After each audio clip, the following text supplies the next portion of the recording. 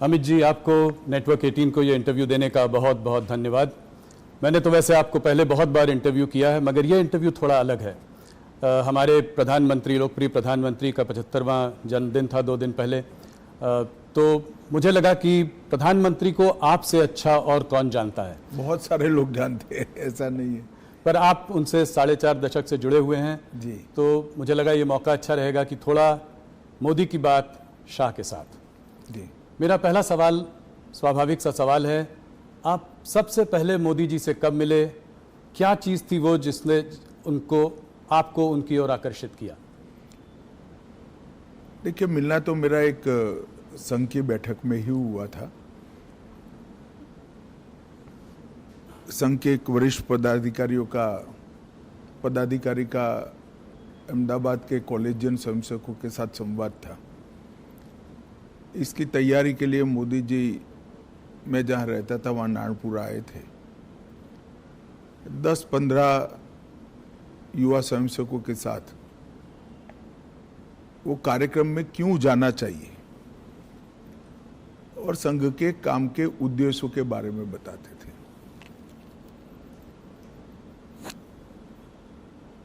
एक बिल्कुल अलग प्रकार से संघ के काम को मैंने उनसे सुना और कार्यक्रम में किस उद्देश्य से जाना चाहिए इसके बारे में भी युवाओं के लिए एक सटीक टिप्स भी थी और एक प्रकार से लंबे समय के लिए मार्गदर्शन भी था। इतने छोटे से एक महानगर के 1200 युवाओं के कार्यक्रम के लिए इतना बारीक प्लानिंग करना, ये बहुत बड़ी बात होती है। मैंने भी नीचे के स्तर पर काफी काम किया है और वो ही बताता था, उस वक्त भी बताता था कि नरेंद्र भाई जो करते हैं वो मन से करते हैं और जो करते हैं वो अल्टीमेट उद्देश्य के साथ जुड़ा हुआ होता है और इसी के कारण बड़े बड़े परिणाम मिलते हैं। कमोबेश मेरे क्षेत्र के ही युवा थे, बहुत सारे युवा प्रभावित भी हुए थे, कार्यक्रम में भी गए थे और उसमें से काफी लोग अलग अलग क्षेत्र में, कोई संघ में ही काम में आगे बढ़ा, कोई विद्यार्थी परिषद में बढ़ा, कुछ लोग भाजपा में बढ़े, अलग अलग काम में काफी आगे भी बढ़े। तो लोक संपर्क और लोक संग्रह, लोगों का संपर्क करना, लोगों को काम के साथ जोड़ना और संपर्क और संग्रह के माध्यम से अल्टीमेट गोल अचीव करना, जो लक्ष्य है उसकी प्राप्ति के लिए रास्ता बनाना, ये उस वक्त हम सब युवाओं के मन पर बहुत गहरी असर छोड़ गया और आगे चलकर इसके कई सारे उदाहरण उनके जीवन से इसी प्रकार के मिलते रहे, जिन्होंने आज दुनिया के सामने जो नरेंद्र मोदी जी है उसको बनाया है। स्वाभाविक सी बात है, जब विजन भी बड़ा है, एग्जीक्यूशन भी इतना बढ़िया है, तो टफ टास्क मास्टर भी रहे होंगे। तो कुछ किस्सा सुनाइए जहाँ पे। ऐसे तो ढेर सारे किस्से आपको सब जगह मिल जाएंगे जी। मोदी जी हिसाब किताब कठोरता से लेते हैं, इसके कारण बहुत नाराजगी भी है। सरकार में मुख्यमंत्री बने तब भी, प्रधानमंत्री बने तब भी और संगठन का काम करते थे तब भी, मगर कभी भी व्यक्तिगत द्वेष के कारण किसी कार्यकर्ता को डांट डपूट लगाना या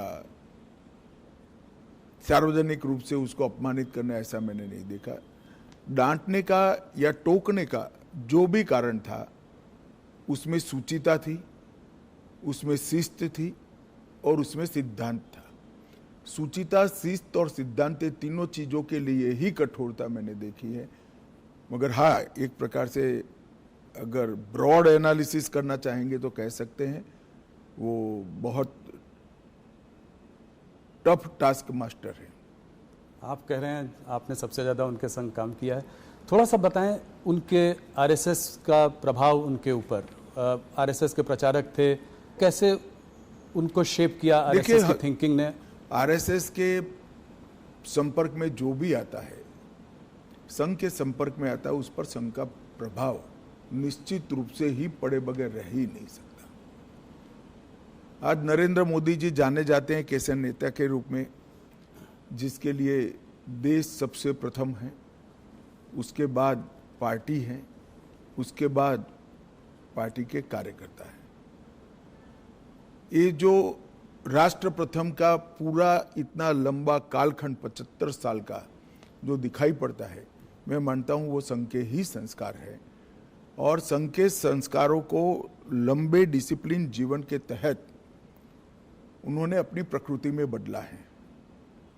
तो संघ के संस्कारों को स्वीकार करने में या उसके हिसाब से जीने में कोई तकलीफ नहीं पड़ती। जब प्रकृति ही व्यक्ति की ऐसी हो जाती है तो अपने आप काम उसी तरह से चलता है। अमित जी, काफ़ी लोग कहते हैं कि आप और मोदी जी एक ही सिक्के के दो पहलू हैं, तो इस जुगलबंदी का राज बताएं। कैसे केमिस्ट्री? कहना ठीक नहीं है। मोदी जी और कार्यकर्ता दोनों एक सिक्के के दो पहलू हैं। करोड़ों कार्यकर्ताओं के जीवन में उन्होंने रास्ता भी बताया है, कोई भटकता है तो उंगली भी पकड़ी है, कई लोगों के जीवन को नई ऊंचाइयां भी दी हैं और हर कार्यकर्ता को पार्टी के सिद्धांतों के आधार पर जीने की आदत भी डाली है, क्योंकि वो स्वयं कार्यकर्ता है। शायद ही कोई प्रधानमंत्री होगा जो पार्टी की बैठक में डायस पर से उठकर फ्रेश होने के लिए भी नहीं जाता होगा। 3 दिन की कार्यकारिणी है तो 3 दिन पूरा वो मंच पर आपको सजग अवस्था में पूरी कार्यवाही में ध्यान देते हुए दिखाई पड़ेंगे। वो बीच बीच में माइक लेकर टोकते भी हैं और एक प्रकार से मैं कहूँ तो इसके कारण कार्यकारिणियों की उपस्थिति बढ़ गई है, क्योंकि जब आपका नेता स्वयं ही बैठता है तो सभी लोगों को बैठना ही पड़ता है। मोदी जी लोगों से एक दिल का रिश्ता बना लेते हैं। मैंने देखा है कि बड़े बड़े ग्लोबल लीडर्स के साथ भी उनका 1-on-1 एक रिश्ता है। वो प्रोटोकॉल के बियॉन्ड जाकर एक रिश्ता बनाने की कोशिश करते हैं, चाहे वो ट्रंप हो, चाहे वो नेतन्याहू हो, पुतिन जी हो।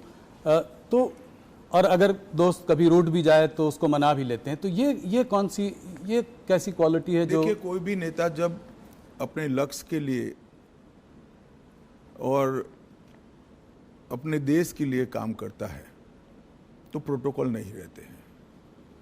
लक्ष्य को प्राप्त करने के लिए, देश को ऊपर ले जाने के लिए जो कुछ भी करना पड़ता है वो साहसिकता से वो करता है और इसमें कोई बड़ा साइंस नहीं है।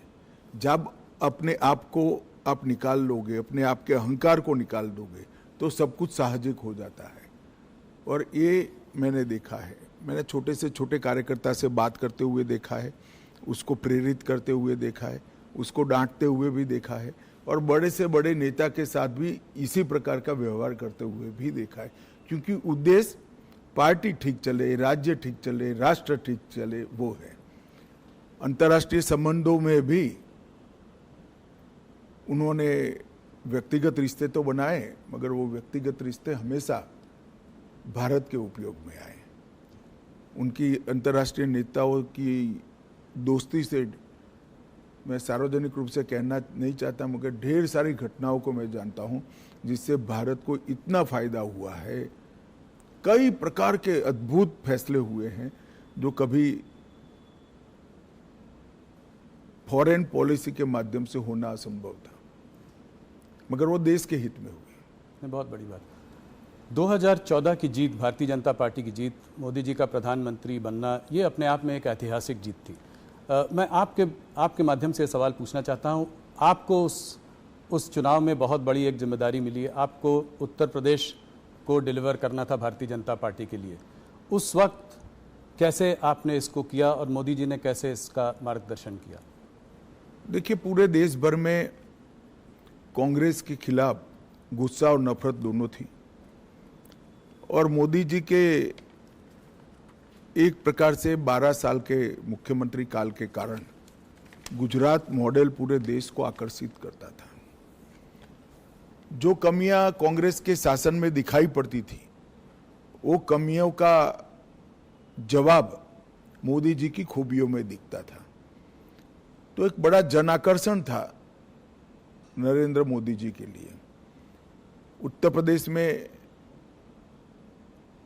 मेरे लिए जिम्मेदारी ये थी कि संगठन ठीक ठाक कर इस लोकप्रियता को वोट में कन्वर्ट करना और वोट को मतपेटी के अंदर कैद करना।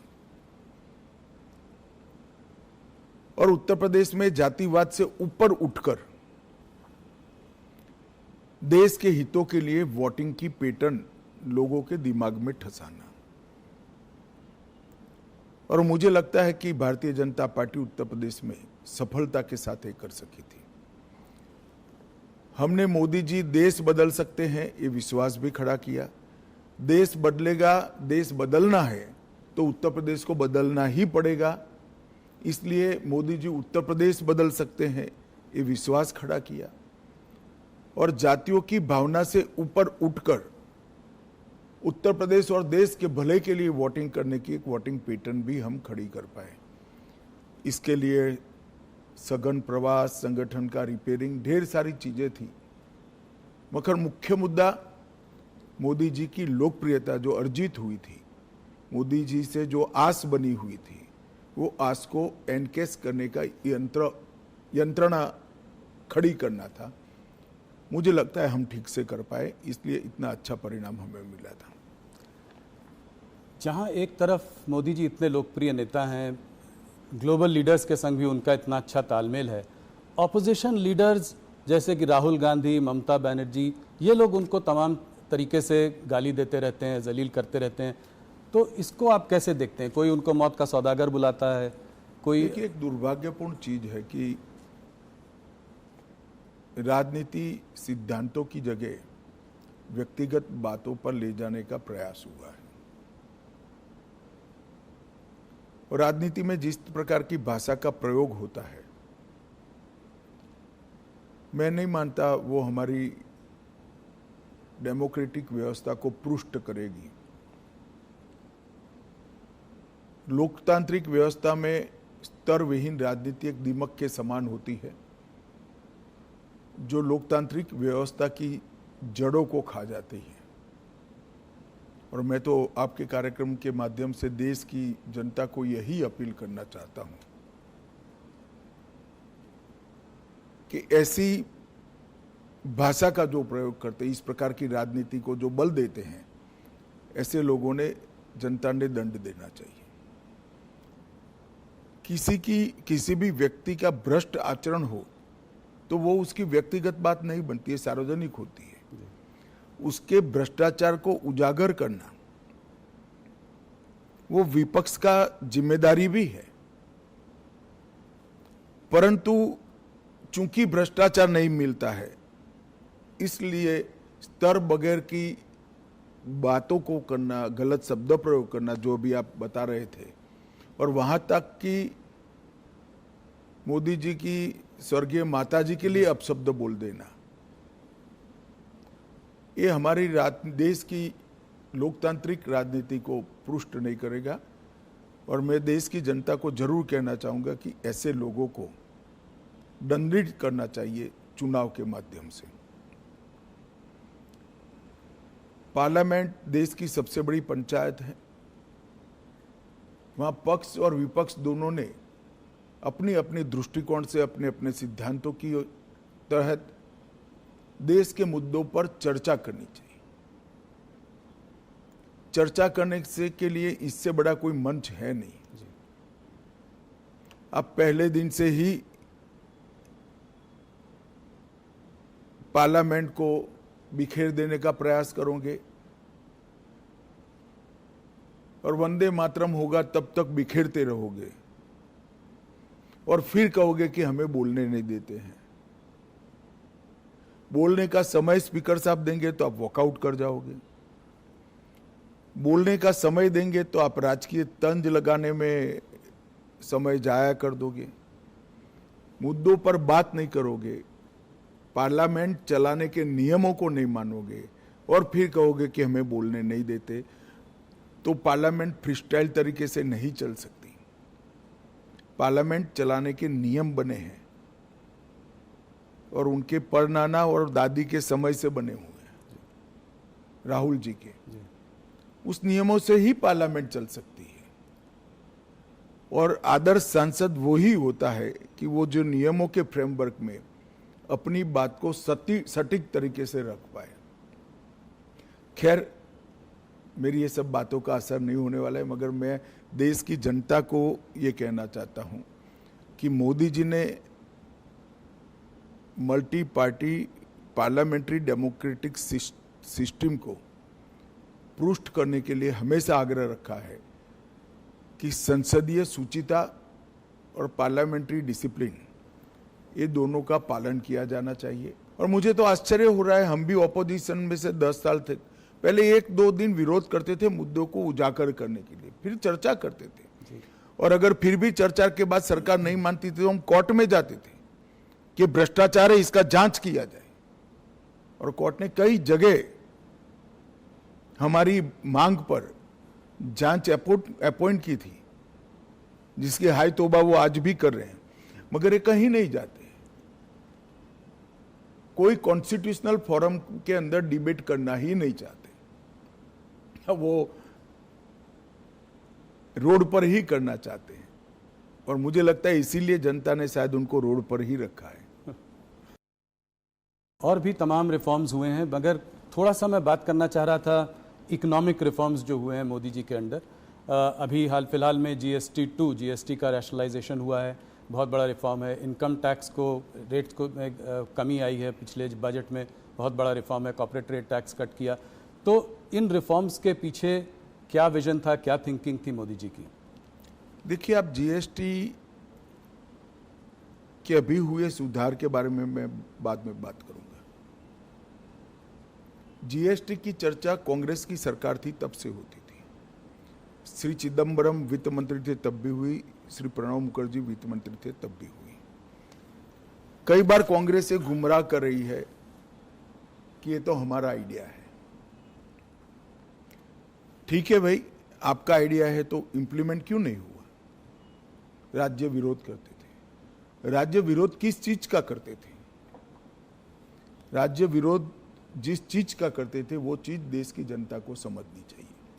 सभी को मालूम था कि जीएसटी आने से राज्यों के रिसोर्सेस में एक प्रकार का रिजार्व होगा, कमी आएगी। वो कमी की भरपाई के लिए उस वक्त राज्य केंद्र से गारंटी मांगते थे, जो कांग्रेस ने नहीं दी, राज्यों ने सहमति नहीं दी और जीएसटी के रिफॉर्म नहीं हुए। नरेंद्र मोदी जी प्रधानमंत्री बने, उन्होंने ये गारंटी दे दी।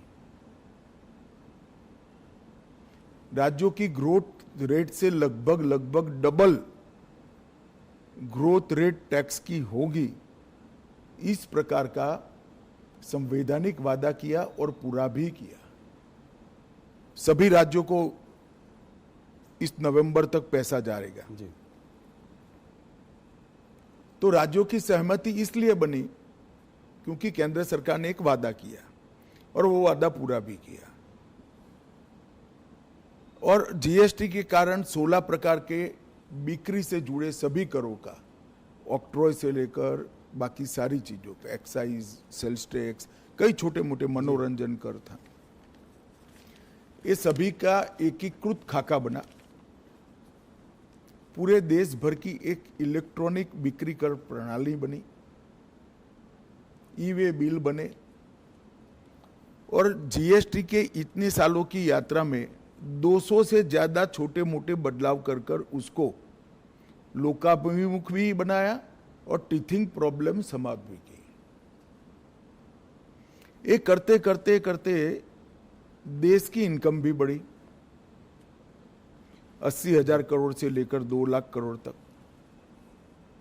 अब राज्यों का भरोसा बढ़ा, जनता का भरोसा बढ़ा, व्यापारियों का भरोसा बढ़ा। तब चूंकि इनकम बढ़ चुकी है, टैक्स के अंदर 395 से ज्यादा चीजों पर टैक्स कम किया गया। ढेर सारी चीज जो रोजमर्रा के उपयोग की है, इसमें 0% किया या 5% किया। कुछ सेक्टर विशेष को, जिससे देश की निकास को, एक्सपोर्ट को फायदा हो सकता है, उसमें भी एक वैज्ञानिक जीएसटी का दर रखकर निकास को ही प्रोत्साहन दिया। जो रोजगारी से जुड़े हुए क्षेत्र थे, किसानों से जुड़े हुए क्षेत्र थे, लोगों के स्वास्थ्य से जुड़े हुए क्षेत्र थे, वो सभी को टैक्स में कटौती कर दी। और इससे खाने पीने की चीजें, रोजमर्रा के जीवन उपयोग की दवाइयाँ, किसानों के उपयोग की चीजें, महिलाओं के उपयोग की चीजें, हेल्थ सेक्टर से जुड़े हुए इंश्योरेंस, अब व्हीकल एक प्रकार से रिक्वायरमेंट बन चुका है, चाहे टू व्हीलर हो चाहे फोर व्हीलर हो, वो सभी में टैक्स की कटौती हुई।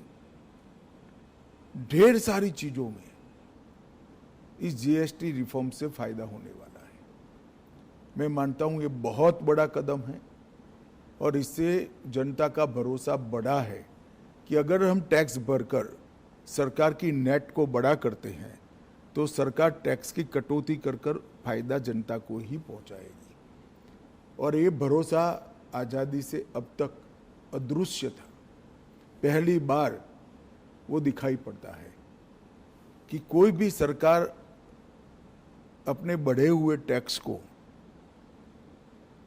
ये कहकर प्रोत्साहित करेगी कि भाई आप टैक्स भर रहे हो तो अब हम टैक्स कम करेंगे, तो ज्यादा से ज्यादा लोग टैक्स की नेट में भी आएंगे। मुझे विश्वास है इनकम भी कम नहीं होगी, इन्वेस्टमेंट बढ़ेगा, इन्वेस्टमेंट बढ़ेगा, बाजार में एक प्रकार से तेजी भी आएगी और लोगों को सस्ता भी मिलेगा और यहाँ उत्पादन की गतिविधियां भी बढ़ेगी और देश की निकास भी बढ़ेगी। एक तो मल्टी डायमेंशनल,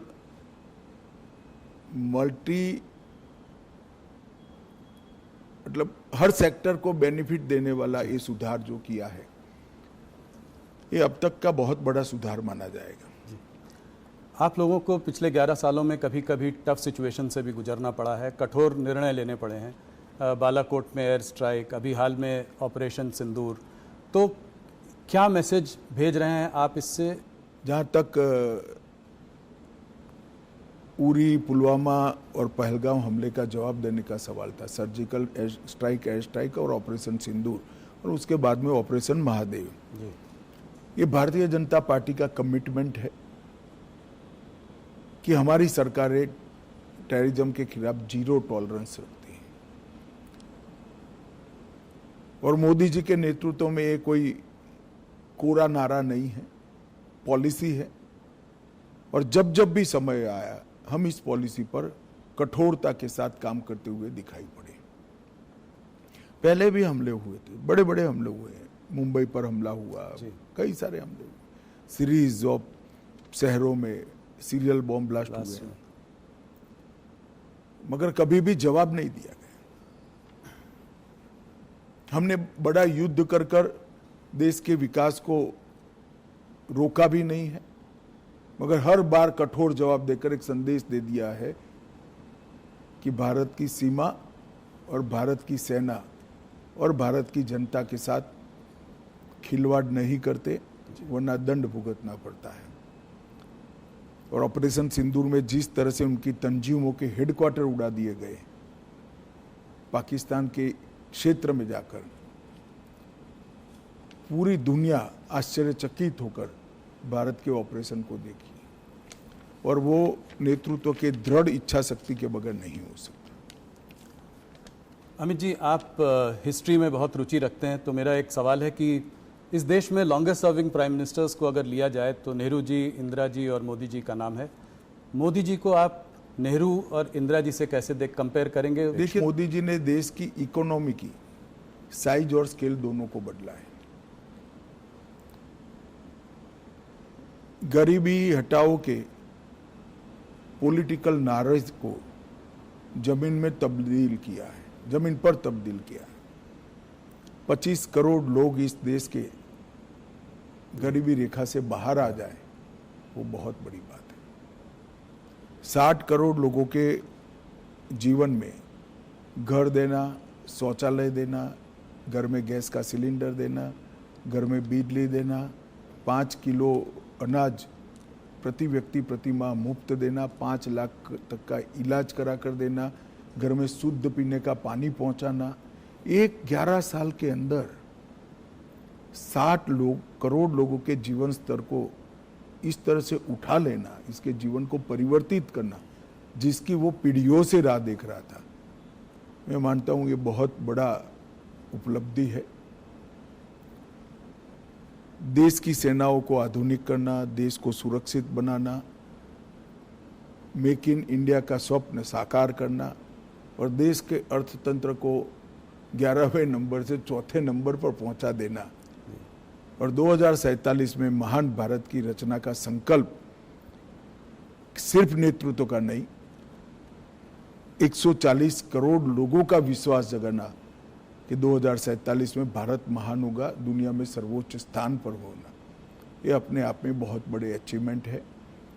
मूल्यांकन तो इतिहास ही करेगा, मगर मैं मानता हूँ शायद भारत में किसी भी प्रधानमंत्री ने एक दशक के काम में इतनी सारी सिद्धियां प्राप्त नहीं की है। ढेर सारी चीजें मेरे बोलने में छूट भी गई होगी हर क्षेत्र के अंदर, चाहे शिक्षा नीति बनाना हो, चाहे विदेश नीति के अंदर रीढ़ की हड्डी इम्प्लांट करनी हो, ये सभी चीजों में मोदी जी ने बहुत अच्छे तरीके से देश के हर नागरिक का गौरव बढ़ाया है, इसके सर को ऊंचा किया है। किसी लीडर की आपको याद दिलाते हैं वो, कोई बड़े व्यक्तित्व की? ऐसे कंपैरिजन करना ठीक नहीं है। सभी लोग अपने अपने समय में बड़े होते हैं, सभी का अपना काम करने का तरीका होता है, मगर जहां तक अचीवमेंट का सवाल है, मोदी जी के समय में सबसे ज्यादा हुए। अमित जी, आपने मोदी जी पर इतनी सारी बातचीत कही, बहुत बहुत धन्यवाद। आप हमसे आज जुड़े इसके लिए बहुत नमस्कार जी।